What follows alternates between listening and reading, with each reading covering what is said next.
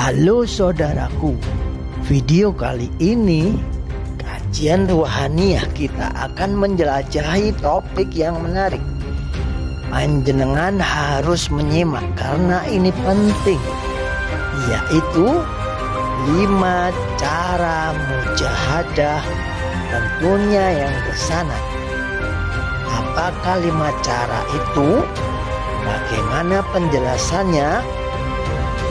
Apakah mujahadah itu bisa menekan ego dan hawa nafsu di dalam diri? Mari kita simak bersama, nonton sampai selesai agar lebih paham.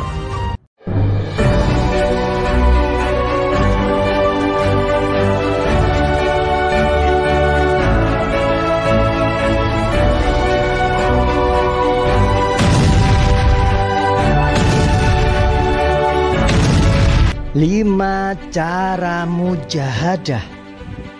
Assalamualaikum warahmatullahi wabarakatuh.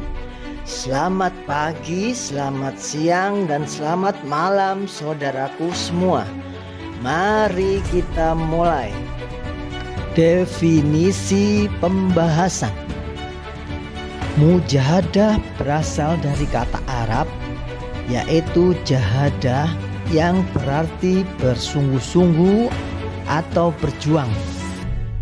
Mujahadah adalah sebuah perjuangan batin atau ruhaniyah yang dilakukan untuk membersihkan ruhani. Ini adalah usaha yang lebih serius dari para sufi dalam memerangi ego, hawa nafsu, dan segala godaan duniawi, di mana semua itu dapat menghalangi manusia untuk mencapai kedekatan dengan Allah Subhanahu wa Ta'ala. Seperti dijelaskan dalam hadis, jihad paling utama adalah jihad melawan hawa nafsu sendiri karena Allah. Hadis riwayat Ahmad, Tirmizi, dan Abu Dawud. Mujahadah itu perjalanan ruhani. Para sufi menganggap mujahadah sebagai langkah penting dalam perjalanan ruhani seseorang. Ini tidak hanya sebatas usaha untuk mengendalikan diri, tetapi juga sebagai bentuk pengabdian atau penghambaan dan rasa cinta kepada Sang Pencipta. Mujahadah dapat membersihkan hati dan jiwa dari segala kelemahan manusia dan berupaya mengembalikan ketidaksempurnaan manusia kepada Sang Penciptanya. Dengan menjalani mujahadah secara konsisten, kita dapat merasakan kedamaian batin dan rasa kebahagiaan yang bersumber dari hubungan yang lebih dalam dengan Ilahi Robbi. Nah, berikut ini 5 cara mujahadah yang sering digunakan oleh para sufi yang bersanad. 1. Ru'yah dengan kodam malaikat. Ru'yah menurut para sufi merupakan perbuatan ruhaniyah pada jasmaniyah yang bertujuan untuk membersihkan jiwa dan jasad yang selama ini sering terkontaminasi virus tak berwujud dalam keseharian kehidupan manusia. Dengan melakukan ru'yah yang meminta pertolongan pada Allah semata, ketika diijabah maka akan diturunkan para petugasnya, yakni pasukan cahaya. Inilah ru'yah dengan kodam malaikat, sehingga kita dapat mencapai tingkat kesadaran ruhani yang lebih tinggi dan meraih pemahaman yang lebih dalam tentang jati diri dan alam semesta sekitar, karena bisa membuang banyak gangguan yang selalu menempel pada perjalanan kehidupan manusia.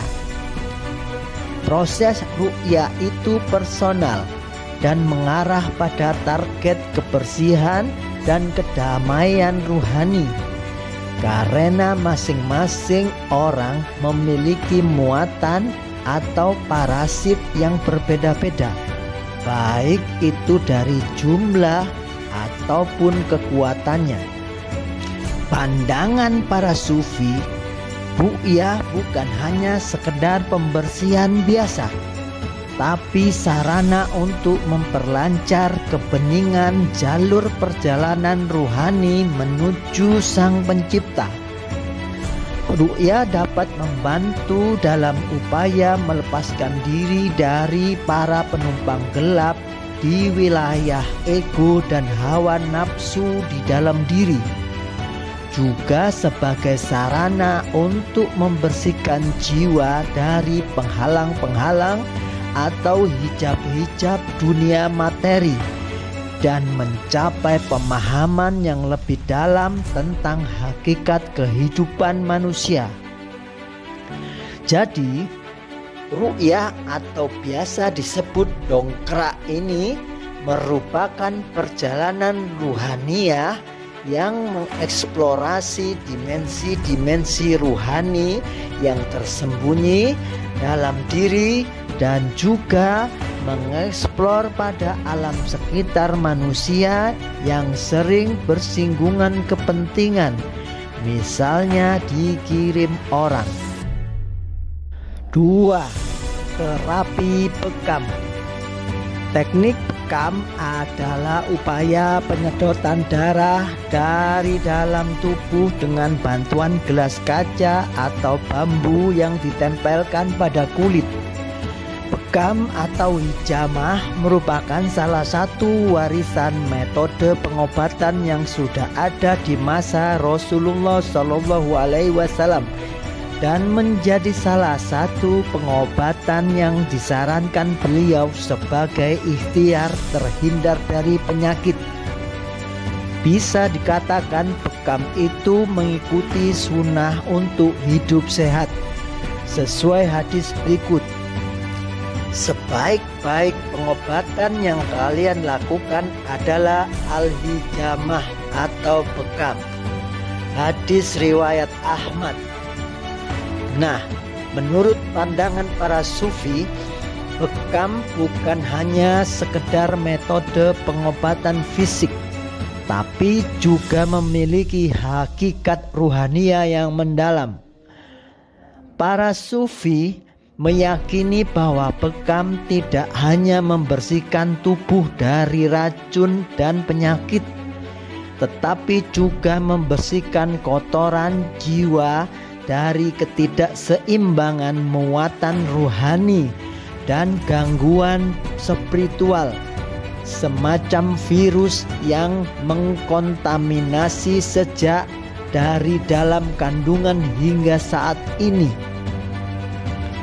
Bekam dipercaya mampu membersihkan parasit dalam darah secara pandangan rohani yang tak nampak mata dohir, di mana darah inilah yang juga terkontaminasi oleh dosa-dosa dan nafsu duniawi, baik dari pribadi maupun warisan leluhur. Seperti hadis Nabi, sesungguhnya setan menyusup dalam diri manusia melalui aliran darah. Hadis riwayat Bukhari 3281 dan hadis riwayat Muslim 2175. Bekam dipandang oleh para sufi sebagai cara untuk mengalirkan dan mengatur energi di dalam tubuh agar mencapai keseimbangan yang harmonis. Dengan membersihkan darah dan melancarkan aliran energinya, kita dapat mencapai kebersihan energi rohani kita dan kita bisa mendekatkan diri kepada Allah Subhanahu wa Ta'ala. Melalui pemahaman para sufi ini, kita sudah seharusnya merenungkan pentingnya menjaga keseimbangan antara tubuh dan jiwa, yakni ruh dan sukma. Membersihkan diri bukan hanya dari segi fisik saja, tetapi juga dari segi batin, agar kita dapat mencapai kesempurnaan dalam beribadah dan kearifan berinteraksi dengan sesama. 3. Pembangkitan gaib dalam diri. Pandangan para sufi, setiap manusia memiliki potensi luar biasa yang tersembunyi dalam dirinya, termasuk kekuatan ruhaniah yang disebut jin atau para gaib lainnya. Jin dalam konteks ini merupakan energi ruhani yang sering memberikan inspirasi negatif, kebijaksanaan menyimpang, dan kekuatan yang tak terkontrol dalam kehidupan manusia sehari-hari. Pembangkitan gaib jin dalam diri manusia melibatkan proses ruhani yang dapat membuka pintu bagi energi jin untuk muncul, menguasai, dan memberikan kontrol penuh dalam jasad manusia.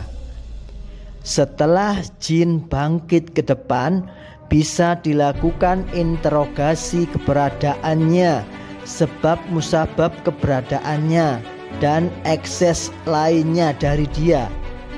Poin utamanya adalah mereka bisa ditawari untuk masuk Islam secara kafah agar tidak mengganggu manusia lagi.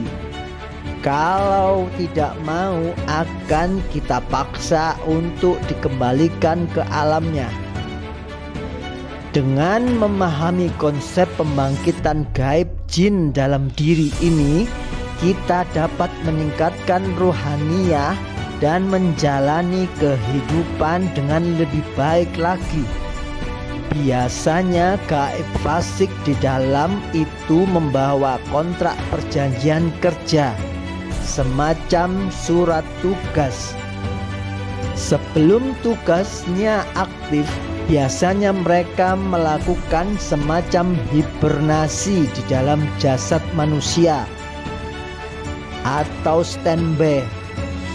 Nah, inilah kesempatan untuk dibangkitkan sebelum tugasnya itu aktif. Banyak jenis kontrak perjanjian mereka. Salah satunya adalah kontrak keilmuan yang tak bersanad atau kontrak turun-menurun dari leluhur 7 turunan yang masih ada. Jadi, jangan ragu-ragu untuk menjelajahi ruhaniah diri sendiri dan mencari maknanya agar bisa mengenali jati diri kita sebenarnya. 4. Mandi taubat. Mandi taubat merupakan sebuah lelaku amalan ruhani yang dilakukan oleh para sufi untuk membersihkan diri secara lahir dan batin. Mandi taubat bukan hanya sekedar mandi biasa, namun juga merupakan bentuk pertobatan yang sungguh-sungguh dan introspeksi diri lebih dalam lagi dengan mengingat semua kesalahan, dosa-dosa yang pernah dilakukan ketika berzikir istighfar. Amaliyah mandi taubat dianggap sebagai sarana untuk membersihkan kolbu dan jiwa dari dosa-dosa serta kesalahan-kesalahan yang telah dilakukan, baik yang kita ketahui maupun yang tidak kita ketahui. Salah satu rutinitas yang sering dilakukan para sufi adalah mandi tobat minimal selama 41 malam berturut-turut tanpa putus. Kalau putus akan diulangi mulai satu lagi hitungannya. Angka 41 memiliki makna khusus dalam tradisi para sufi, karena inilah angka aman disebut hitungan istiqomah 41 kali. Selain itu, 41 hari dianggap sebagai satu buah siklus lengkap yang dibutuhkan untuk mencapai transformasi ruhaniyah yang mendalam. Karena sel tubuh manusia itu akan berganti baru pada siklus 39 hari. Nah, itulah kenapa harus istiqomah berturut-turut tanpa putus agar bisa membersihkan diri jasmani dan ruhani secara menyeluruh dari dosa-dosa, dengan harapan akan meraih ampunan dari Allah Subhanahu wa Ta'ala dan bisa lebih mendekatkan diri kepadanya. Proses ini juga dianggap sebagai sebuah bentuk pengorbanan dan kesungguhan dalam mencari kebaikan dan keberkahan, serta berharap mendapat ridho Allah Subhanahu wa Ta'ala. Proses mandi taubat mempunyai beberapa langkah yang harus diikuti tata caranya dengan penuh kesungguhan dan keikhlasan.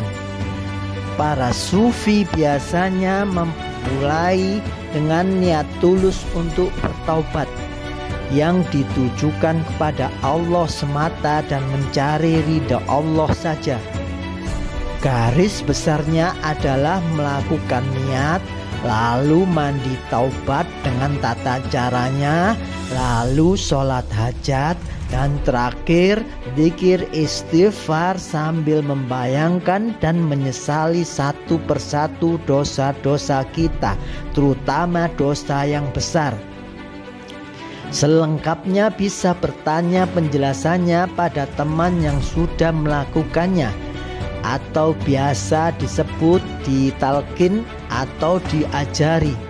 Tentu saja ajaran yang bersanad. Selama 41 malam di awal-awal tersebut, para saleh akan berusaha menjaga kebersihan jasmani dan ruhani mereka.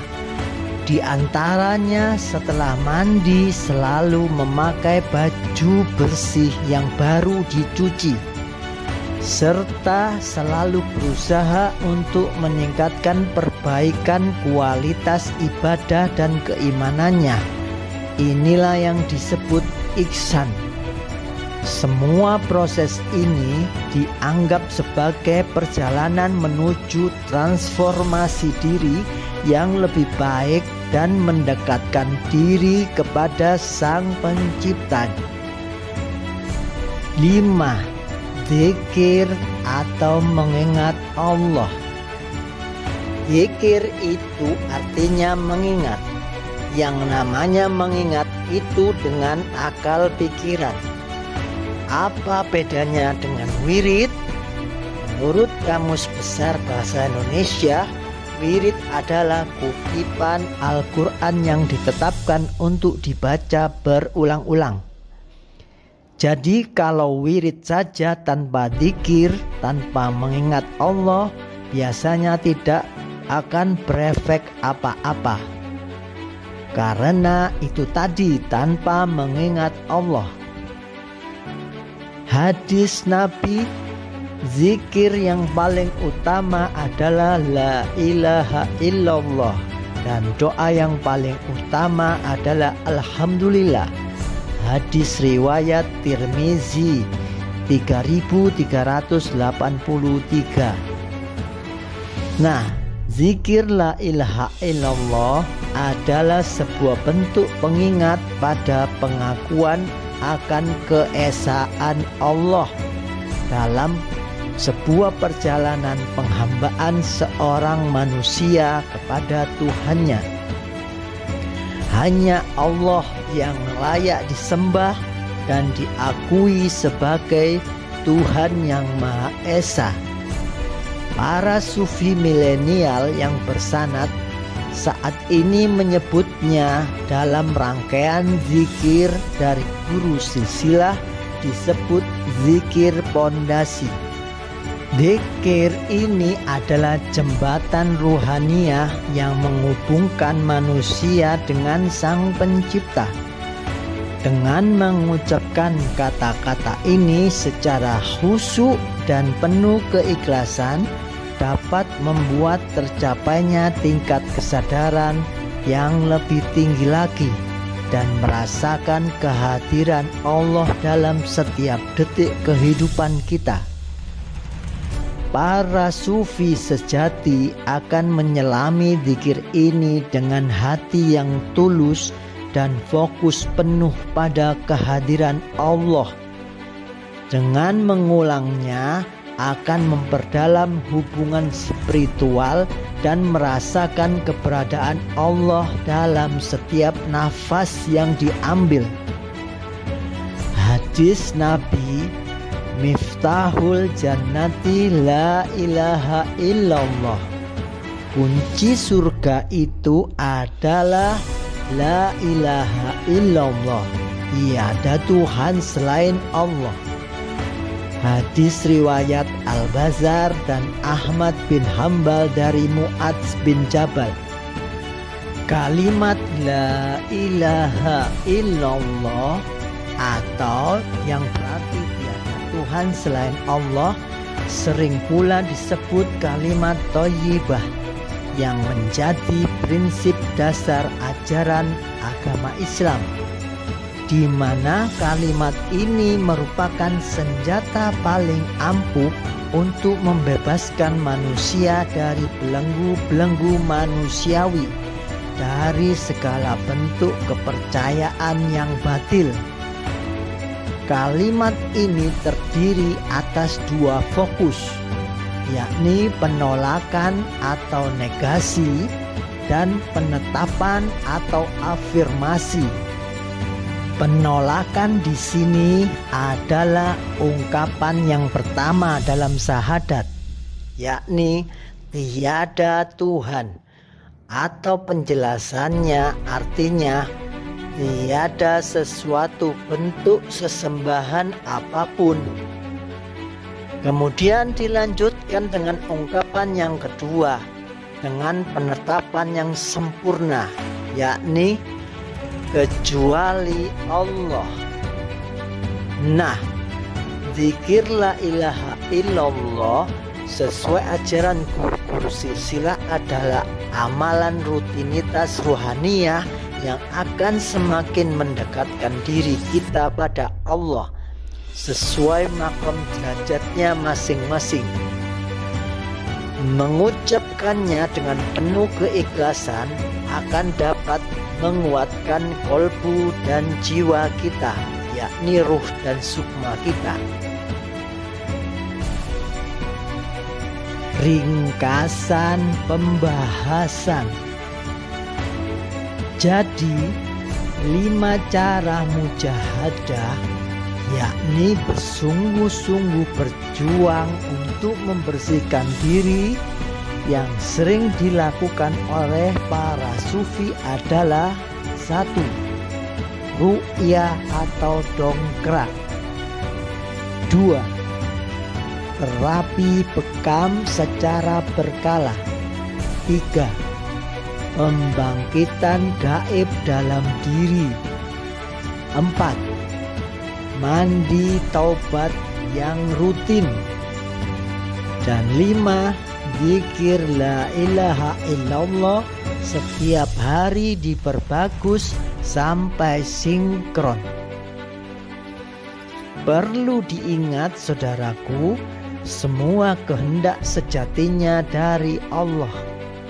Jadi sejatinya semua ini bukanlah pribadi kita yang mampu melakukannya. karena manusia tidak bisa apa-apa tanpa kuasa Allah Subhanahu wa Ta'ala. Kita hanyalah orang-orang yang belajar berserah diri, berpasrah pol-polan. Sering-seringlah berdoa, memohon kepada Allah agar diberikan kesempatan dan kekuatan untuk melakukannya. Oke, sampai di sini dulu pembahasannya. Ingat ya, boleh subscribe, boleh komen, yang penting rajin menyimak. Boleh kita hanya ridho saja. Semoga semua dimudahkan masuk surga. Teruslah belajar, afala ta'qilun.